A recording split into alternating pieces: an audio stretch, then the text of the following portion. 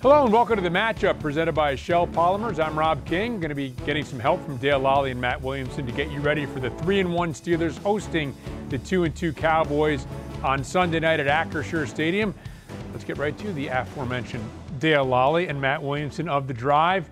Guys, when you think about Steelers Cowboys, there isn't a better rivalry in the NFL for two teams, particularly who aren't in the same conference even, but they've met so many times on so many big stages, and Sunday night will be another one. Yeah, the crazy thing about this whole thing, Rob, is that the Steelers and Cowboys, the Cowboys are number one all time in terms of primetime games. The Steelers are number two.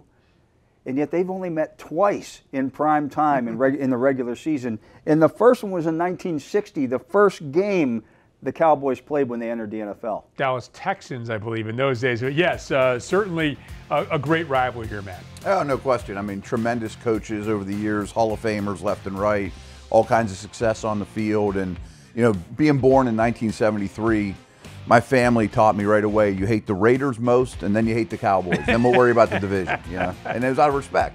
Yeah, so, look, both teams come into this game with a lot on the line. The Steelers obviously coming off their first loss, 27-24 to the Colts. A game, Matt, that had a lot of sloppiness for the Steelers, really on both sides. Slow starts offensively, slow starts defensively. But when we look at what the Steelers need to do offensively, your key is just don't beat themselves. Don't make the kind of mistakes they made against the Colts. Yeah, and they're kind of lucking into a situation that the two best Cowboy defensive players, Lawrence and Parsons, aren't going to be out there. That doesn't mean that the defense isn't going to cause problems, you know, or be aggressive or whatever. They do run well. But if you stay within yourself, you don't turn the ball over, I really like their chances of having success. And it was just too sloppy. I mean, botched snaps, some procedural things, and the slow start. Yeah, and they really cost themselves points on at least three different occasions that in a three-point game could have swung things one way or the other. We don't know what the game would have been like, you know, or how it would have finished if for example, the Steelers don't lose the George Pickens fumble inside the 5, things of that nature. But certainly more points wouldn't hurt. Yeah, and I think we can go back and talk about, as Matt mentioned, all of the different categories. And when you have a penalty on the opening drive that takes you out of field goal range, when you have a fumble that takes you out of field goal range, when you lose by 3 and you left 9 points out there, it's not hard to figure out. Tells you that you had ample opportunity to win the game. And over 400 yards of offense, the ability to come back, too many mistakes. That's definitely a great key. Your matchup, as you look at this, Dale, is attacking some undersized. Now, Kendricks is a terrific middle linebacker, tackling machine, but Overshown is the other guy inside, a guy that they really like. He was hurt last year, but he's a lighter guy, and you think he can be exploited in both the running game and the passing game. Yeah, you know, DeMarvin Overshown is a rookie linebacker who's a 220-pound, basically converted safety from college, who played linebacker at Texas then later in his career. And he flies around, and he makes plays out there because he flies around. They got him to go sideline to sideline, but he's an undersized guy and a rookie linebacker. And as we've seen over the years, offensive coordinators can kind of manipulate those guys and get some matchups. And if you can get Pat Freiermuth matched up on him, Freiermuth has 17 catches on just 20 targets this season. If you can get 240-pound Najee Harris running over DeMarvin Overshown, you know, that's a physical matchup I like for the Steelers. Overshown is second on the team in tackles. So as Dale mentioned, he is a good player. He makes plays, yeah. He's not a huge guy. He's not a huge guy. He's not a great take-on player. And the Cowboys really need to do a better job of protecting him. I mean, he's a run-and-hit linebacker. If you can get Frazier or guards on him, he gets swallowed up pretty well. And not to mention, Najee's a handful to bring down as it is. Okay, so my key is George Pickens taking on Trayvon Diggs. So Trayvon Diggs, he's been to the Pro Bowl. He's been an All-Pro. He led the league in interceptions a couple of years ago with 11. My goodness, 11 interceptions. So maybe I should say Pickens and Fields, because Fields has to probably pick his spots as to when to attack that situation. Look, a lot of players, you know, that are number one targets, they want the ball thrown their way. And we've seen George Pickens make catches that are contested when they don't look like they're particularly great throws because he's not wide open. But this comes fraught with danger when you have a guy like Diggs, who we know can come up with a lot of interceptions. Yeah, and the Cowboys cornerbacks in general like to jump passes and go for interceptions. Pickens has had, in my opinion, some tougher matchups in terms of the one-on-one stuff. You know, A.J. Terrell and Surtain with the Broncos, and has held his own in those matchups. Diggs isn't that kind of cover guy, but to your point, Rob, he will take the ball away, and they will have him travel, I would think, with George Pickens. I also think for Pickens, when I look at him, Matt, when you look at the plays that have been called back, penalties, a touchdown called back, penalties that he's drawn, his impact goes beyond the numbers we've seen, even though the numbers are solid. Absolutely. He's really stepped up this year. He's extremely impressive physically. They're featuring him a little bit differently with the new offensive coordinator, of course, and he's accounted for 50% of their air yards. I mean, so they're going to throw him the football pretty much no matter what. And Diggs is a good player, but Pickens is going to get the ball. Yep, going to be a fun matchup to watch for sure, as all these matchups are on that side of the ball. Hang on just a second. Before we get to the other side of the ball, we wanted to remind you that Yin's Chat is back once again. It's the predictive questions. You compete against Steelers Nation. Head to the Steelers mobile app and play this week for a chance to win a jersey autographed by Pat Freiermuth. Remember to play every week, and you could win the season-long grand prize. The Steelers D versus Dak Prescott and the Cowboys offense is up next on the matchup presented by Shell Polymers.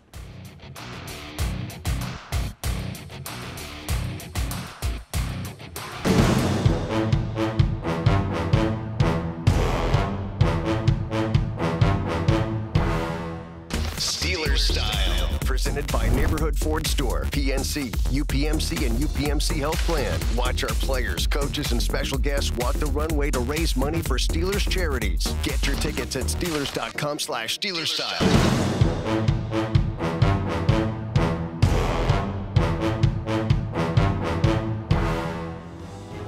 Welcome back to the matchup presented by Shell Polymers, getting you ready for the 3-1 Steelers hosting the Dallas Cowboys, who are 2-2 at Acrisure Stadium this Sunday night. Primetime matchup between the two longtime rivals.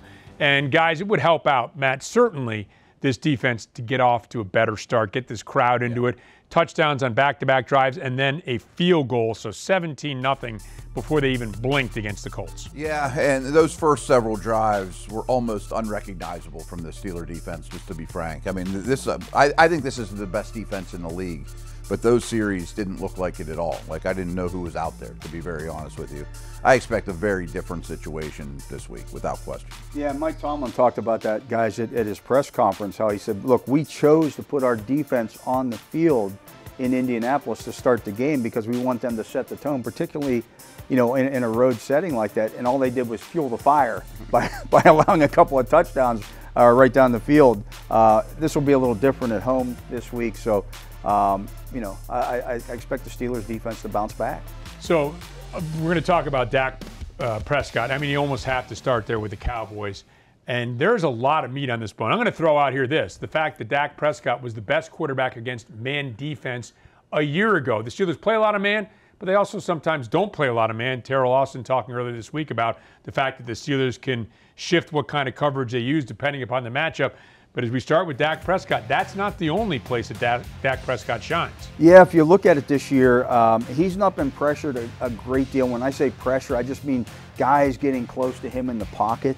But when he has been pressured, he's 21 of 33. He's averaged 8.9 yards per attempt. He has a 131.8 passer rating. When you compare that to the 6.7 yards per attempt he averages when not pressured and a 79.6 passer rating, he's been better when he's been pressured this year, which is strange. It doesn't happen that often in the NFL. 100%. And the book on Prescott, too, is blitzing him is very dangerous because he doesn't get the credit he deserves for being as cerebral as he is. I mean, he's great at the line of scrimmage. You know, this blitz is coming. I'm going to hit it with this hot route. So the blitz percentage against him is down. You're going to have to get there with 4. He's really, really bright. Yeah, so you don't want to blitz him. You don't want to pressure him.